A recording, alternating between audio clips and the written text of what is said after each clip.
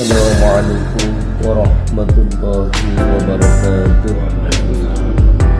Jamaah sholat subuh yang dimuliakan Allah Ta'ala, hadis yang berikutnya, a'udzubillahi minasyaitonir rajim.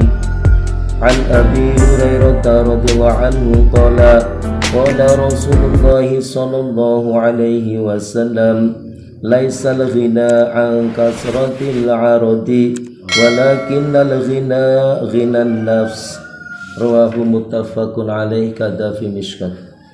Dari Abu Hurairah radhiyallahu anhu, ia berkata bahwa Rasulullah sallallahu alaihi wasallam bersabda, kaya itu bukanlah dengan harta yang berlimpah, tetapi kekayaan yang hakiki adalah kaya hati. Hadis riwayat muttafaqun alaih dalam kitab Mishkat. Keterangan hadisnya sebagai berikut. Maksud hadis ini jelas sekali. Jika hati seorang tidak kaya, walaupun hartanya banyak, pengeluarannya akan berkurang sehingga lebih kurang dari pengeluaran orang-orang miskin. Walaupun hartanya banyak, namun ia selalu berpikir untuk menambahnya. Pikirannya untuk menambah harta akan melebihi pikiran orang-orang miskin dalam menanggung hidup mereka. Jika hati seseorang itu kaya, walaupun hartanya sedikit, tetapi jiwanya akan tetap tenang. Ia akan terbebas dari pikiran dan keresuhan untuk menambah hartanya. Imam Raghib rahmatullah alaih berkata, ghina atau kaya digunakan untuk beberapa arti.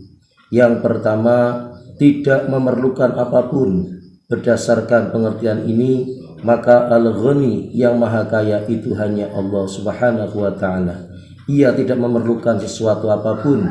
Dari segi arti ini, Allah subhanahu wa ta'ala berfirman dalam Al-Quran, a'udzu billahi minasyaitonir rajim, ya ayyuhan nasu antumul fuqara'u ilallah wallahu wal ghaniyyul hamid. Shadaqallahul azim. Hai manusia, kamulah yang berkehendak kepada Allah, dan Allah dialah yang maha kaya, tidak memerlukan suatu lagi maha terpuji. Al-Quran surat Fatir ayat 15. Yang kedua, ghina digunakan untuk hal, yaitu pengertiannya kurang memiliki keperluan. Mengenai maksud ini, Allah SWT berfirman, a'udzu billahi minasyaitonir rajim, wa wajadaka 'ailan fa'aghna, dan dia mendapatimu sebagai orang yang kekurangan, lalu dia memberikan kecukupan. Al-Quran surat Ad-Duha ayat 8. Terhadap pengertian inilah hadis di atas disabdakan oleh Nabi SAW bahwa kekayaan yang sebenarnya adalah kekayaan hati. Yang ketiga, kelebihan harta dan keadaan dari segi kebendaan.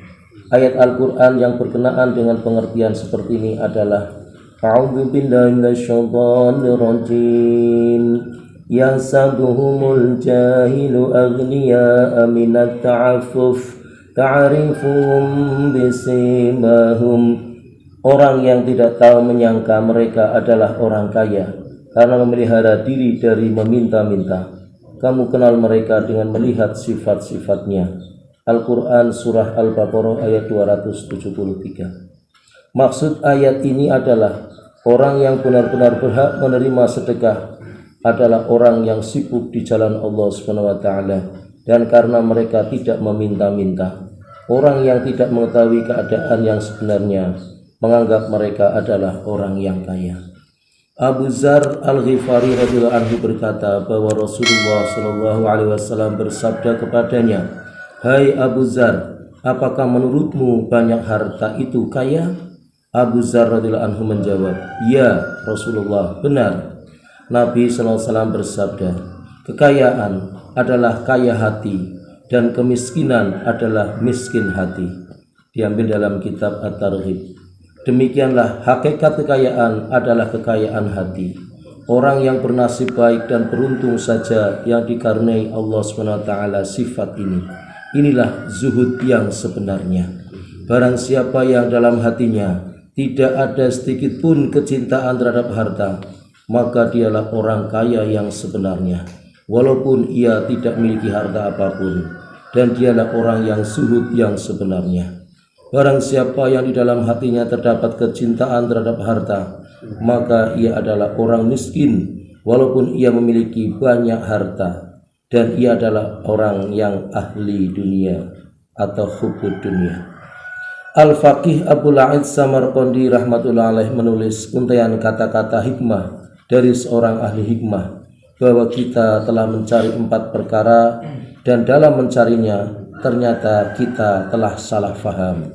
Yang pertama, kita mencari kekayaan dalam harta, padahal kekayaan itu bukan dalam harta, tetapi dalam qanaah, rasa puas dan menerima apapun apa adanya.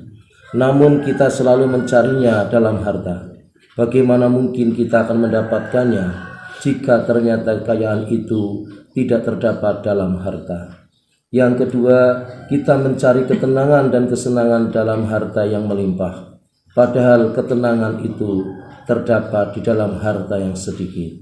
Yang ketiga, kita mencari kemuliaan dari makhluk, berbuat sesuatu agar kita dihormati, padahal kemuliaan itu hanya ada dalam takwa. Barang siapa yang lebih bertakwa, maka ia akan lebih memahaminya. Yang keempat, kita mencari nikmat Allah SWT dalam makan dan minum, dan menganggapnya sebagai nikmat Allah SWT yang terbesar, padahal nikmat Allah yang terbesar adalah dalam Islam dan ampunan dosa. Barang siapa yang telah menerima kedua nikmat tersebut, berarti ia telah menerima nikmat Allah yang terbesar. Demikian, dan mari kita tutup bersama dengan doa kafaratul majlis. Subhanallah wa bihamdihi, subhanakallahumma wa bihamdika, asyhadu an la ilaha illa anta, astaghfiruka wa atubu ilaik. Assalamualaikum warahmatullahi wabarakatuh.